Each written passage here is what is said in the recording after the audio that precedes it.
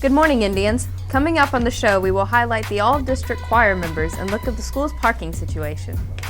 Also, we will see footage from the fall musical and look at how social studies departments are covering historical anniversaries. Tribal Review Red starts now.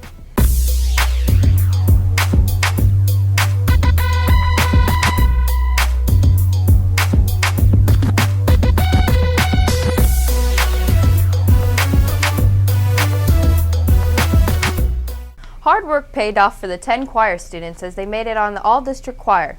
Zach Pike visited with our choir director, Julie Ammons, to find out who made the list. Mrs. Ammons was very excited with the number of students who auditioned for choir this year. And of those who made it to all-district choir and women's choir, she would also like to see even more kids audition in the future. I really look forward to having more kids audition for all-district choir and women's choir, and I hope that we have some all-state choir members within the next couple of years. So I'm very optimistic. We have great kids here that work really hard. If a student didn't have a private voice teacher, then she would work with them individually. We asked Claire Benedict how she prepared for all-district choir and auditions. I had to memorize my key signatures and practice sight reading a lot. And then I had a song to sing for my solo, and I went over it a lot. Mrs. Ammons was really proud of her students as they gave it their all. They were prepared and worked hard on sight reading and key signatures and solos. We asked Amy Barker what the judges are looking for in a competition. They're looking for tone quality, how well you know your piece, and how much you studied your key signatures. To be in choir, you must audition to Mrs. Ammons in room 14. So if you like to sing, get down there and audition. Auditions are held in the spring. Mrs. Ammons had 15 students audition, and out of those 15 students, 10 made it to all-district choir or women's choir. I'm Zach Pike reporting for Tribal Reveal Red.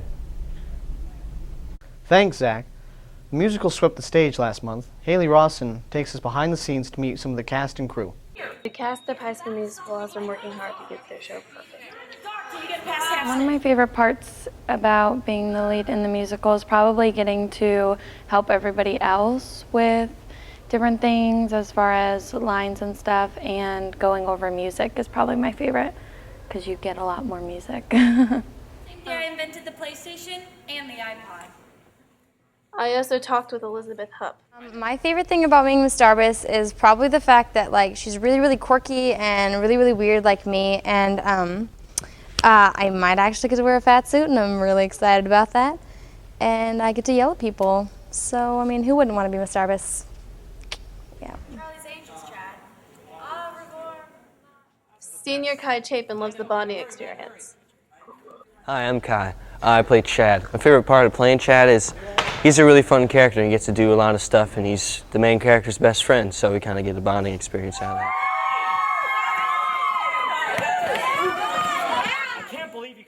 The show will run Wednesday the 13th through Saturday the 16th. It will be at 7 p.m. Tickets will be $5 for kids and $8 for adults. Troy Bolton. Congratulate the cast of High School Musical on a great performance. I'm Haley Roston reporting from Tribal Review Red. Thanks, Haley. Next, we find out how the Social Studies Department is highlighting significant historical events that have milestone anniversaries this year. Tyler Smith investigated these anniversaries and files this report.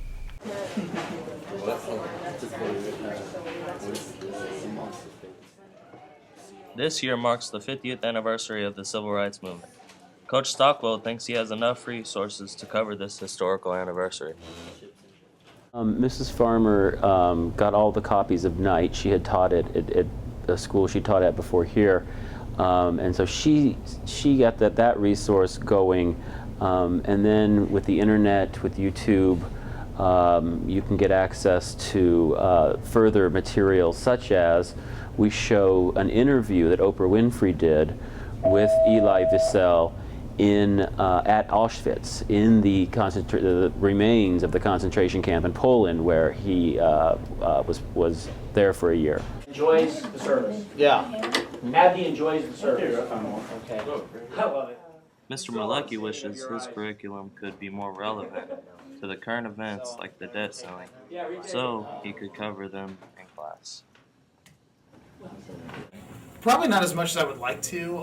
I do work it in when I can. Like last year I taught economics. We talk a lot about the debt ceiling and the fiscal cliff. With ninth grade, if I can make it relevant to something we talked about from that time period, then definitely I will work it in the discussion. But again, not as much as I would like to. The topic, England. Ezra Valifi thinks current events should be covered in class more, so our youth can be educated about what's going on now, and not what went on in the distant past. I think we should talk about current events more in class, keep the American kids or kids in our school even just like up to date with stuff that's happened in our country, and like, I don't know, not a lot of kids know about stuff like the March on Washington, or I don't know, even that stuff with Martin Luther King or stuff like that. They need to learn more about it and know the history of where they come from and how far we've come from certain events. A lot has changed since the times of 1960s. The next time a historical holiday is near, remember this, and hopefully they will be integrating these historical events into your classrooms. Reporting for Tribal Review Red, this is Tyler Smith. Thanks for that story, Tyler. Students have had some confusion as where to park in the school's parking lot.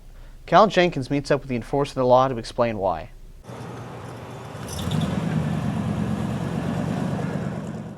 If you've got a pass for a specific lot, make sure you park in that lot. If you've gotten a ticket, chances are Officer Ty wrote it.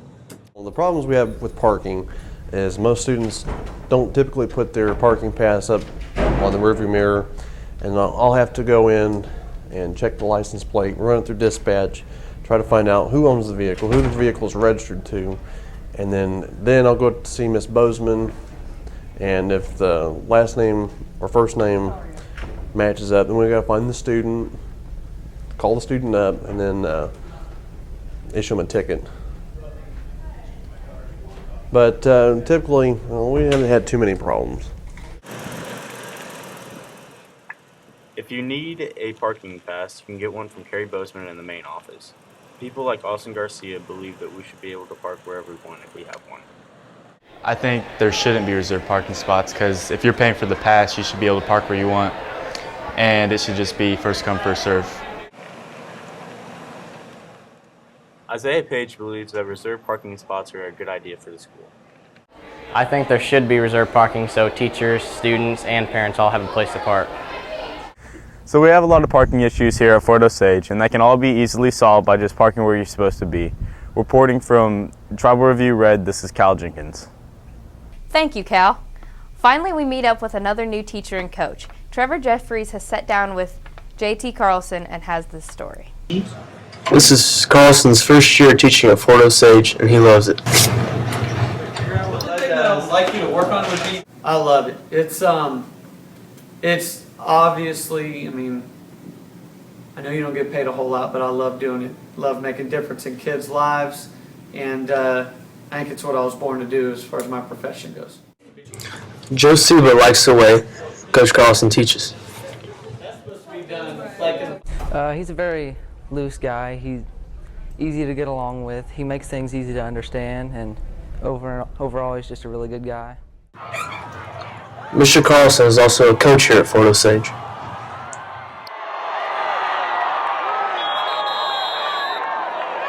Oh, I love that part. That's the aspect of it that I love as well. There's so much correlation between teaching and coaching, and I see myself using the same stuff in here that I do out on the field, but I think coaching, you make a big difference in young men's lives, and that's what I love to do. So I coach football and baseball. I coach defensive backs in football, and baseball be the JV coach. So it's glad to be back. I'm all mater coaching. Stephanie Kreitz thinks that Mr. Carlson interacts with his students very well. I think he's a really interesting teacher. He likes to move with the students and get us active, and he's just a good teacher all around. As you can see, kids like Coach Carlson very well, and he's ready to teach. Reporting for Tribal Review Red, this is Trevor Jeffries. That's it for this episode of Tribal Review Red. On our next show, we will have stories over the one-act plays, what's going on in Woodshop, and meet some of our senior soccer players. Have a wonderful day, and thanks for watching Tribal Review.